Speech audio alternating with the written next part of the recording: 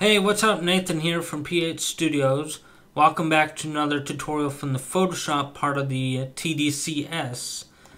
And last tutorial we discussed the brushes, and this was an old tutorial I did about 9 months ago, so it was probably not that advanced in terms of quality as the newer ones are, but I did not really want to redo the tutorial, and I hope you enjoyed it anyway, even though it was about 9 months old. Now, it was not on YouTube. I thought it was, but it was not, so I took that advantage and I just uploaded the one I previously finished, and I did not have to redo it. So for this tutorial, it's a new tutorial, and we're going to discuss the basic filters, and I'm going to give you a brief overview on those. And then the tutorial after that, I'm going to discuss game art in a general overview. Alright, so let's open up Photoshop, and what I'm going to do is I'm going to use an image of the main menu background. This is the background picture of the main menu. And I already did most of this about a couple years ago, but I did some enhancements. I did curves adjustment, and I brought out the blues and the greens a little bit more than what it was there. And I also added a grid effect that I liked, and I kept it. And that's going to be there as well in the final result. Okay, so what we're going to use this image for is just discussing the filters. And I'm just going to discuss a few of them, and I'm going to give you a brief overview on those. Alright, so let's go from top to bottom. I'll discuss blurs. There's several blurs. I don't really know the main difference between most of these. Of course, motion blur is obvious. It creates motion in a certain direction. And if you have a very high distance, you can see those grids created a single horizontal line, because I have a giant motion blur in a horizontal distance. A vertical, it will create a vertical line, hopefully, somewhere. Let's do -90. And you can see a little bit of it. It's vertical. Okay, so that was a motion blur. Now, I do not really know the difference between, like, blur, box blur, Gaussian blur. I'm sure somebody watching this video will know the difference between them. But I just always use Gaussian blur. Gaussian, however you want to say it. I just say Gaussian. This just creates a blur effect, like you generally would understand what blur is. It just blurs the entire image, or the entire layer, not the entire image. But it blurs the entire layer by a certain radius of your choice. And radial blur, you can do the radius and best. Or, what else is very common with the radial blur is the zoom blur. Let's see if I can get to it. Radial blur is zoom. So we have a center point that we can move around, and we can zoom by that amount. Now, it's really not that easy to see in this document, but you see those vertical lines pretty well, and then it zooms out. So this is not a really good image to discuss blur with. Distort, ripple, just like you would throw a sort of a rock in the water and it creates a ripple effect. This is basically what we're doing here. We have a medium-sized ripple at 999%, and it will generate this effect here. So it ripples all the lines here, all the points here. You see this, we had a line here. It did sort of a ripple effect here that you saw differently. And if it's standard, we just have a general ripple effect here. And you can still see the major differences between the two. 4 points is what I had. 4 lines here. 2 lines right there, and then right there, and right there. That was 4 lines. And we go back and look at it again, it had 4 lines. So that was ripple. And wave, let's go back to distort wave. If you think about a sine wave or a audio wave, like if you've been watching my GarageBand tutorials, if you paid attention in the loops and you saw the loops in the pure audio format, not the piano roll or software instrument, but a just straight up wave or whatever they use, you would see we have that waveform. So what we are generating here is basically our own waveform. And we can generate by sine, triangle, and square, and it just generates a nice looking effect.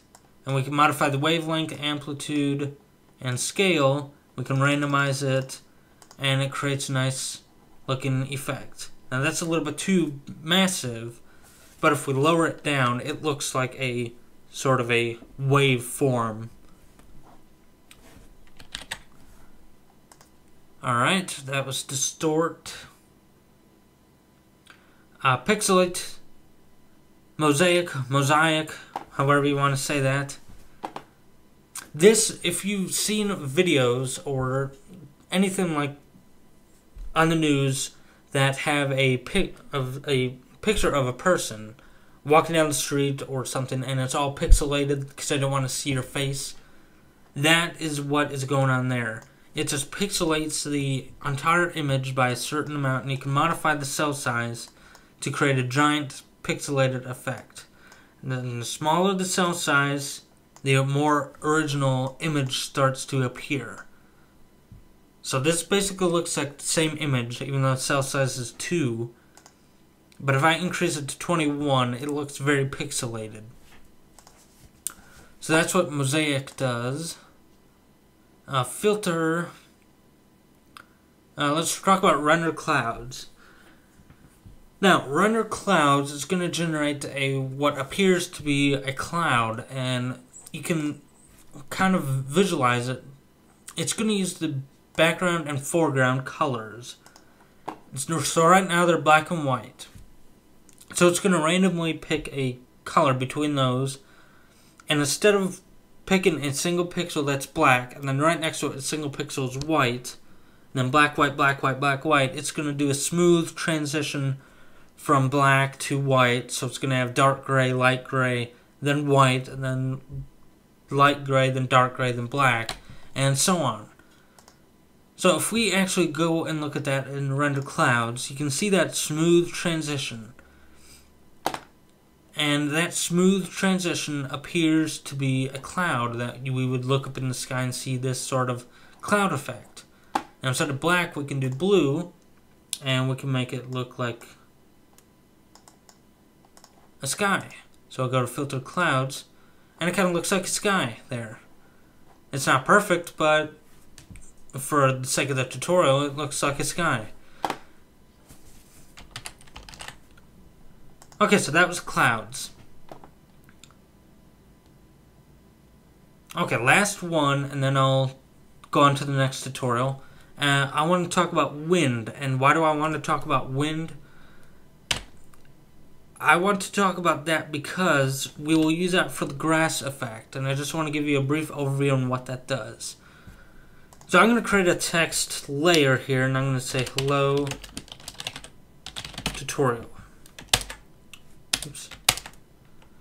Command enter, and I'll go move that over here. So what a wind effect will do is it will randomly cut out parts of the layer, and that cut goes from one direction to another direction.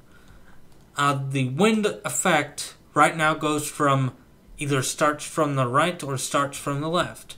Now if you want it to go from vertical, you're going to have to rotate the entire image by a certain amount. Oh, not that one. So we rotate it by this amount, and then now we can do a effect that goes from top to bottom. So for right now, we want it to go from the right. So let's have the text layer selected. Let's go to Stylize Wind. And it's going to rasterize this type, so now we can no longer edit it from the text itself. And we want it from the right, and we want it wind. Now there's blast and stagger. Now stagger looks kind of weird. I don't know if that's... There we go. I don't know if that's a bug or something, but I haven't messed with stagger that much. Alright, so back to wind. It'll randomly cut out, as you see here, it will randomly cut out parts of the text from right to left. And it looks kind of like a wave looks, like it has giant horizontal lines. Sometimes they're bigger, sometimes they're smaller, sometimes they cut out the entire parts of it. Like this one is bigger than this part. Let's see. This part appears to be going through the entire O. Right here, it appears to be going through the entire O. So that cuts out that part of the O by a certain amount.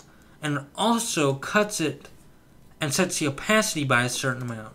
See, this cuts it more. More of the background is being shown on this one than on this one.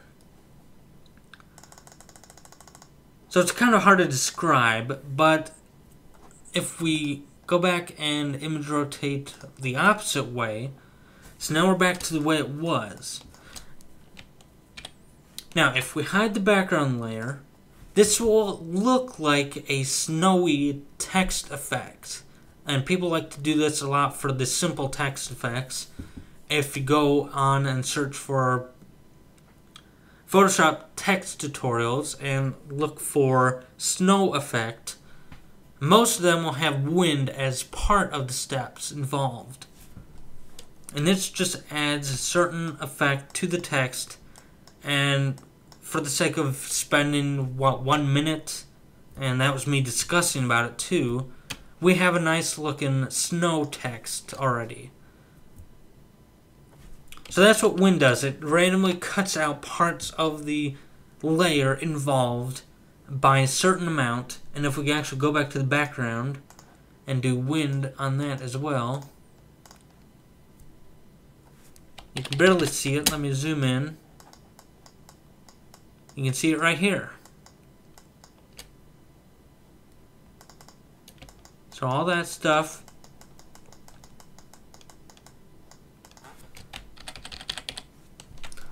Alright, so that was it for this tutorial. Again, this was a very basic overview on the filters. I do not want to discuss them in great detail. We can get to that as we're progressing through the series. I could have spent an hour on each one of these filters. Well, maybe not the blur filters, but most of the filters I could probably spend an hour each and discuss those in great detail. I don't consider myself a Photoshop expert, so I do not want to give you the complex overview because I don't even understand it myself. I just know what it looks like and what I can use it for, and I'll just tell you that in the tutorial as well. Okay, so next tutorial I'm going to discuss about game art, and I'm going to open up a few documents, but I will not discuss anything inside of Photoshop. I will just discuss some aspects of this document, some aspects of this other document, and I'll discuss the game art in general. So I hope to see you next time.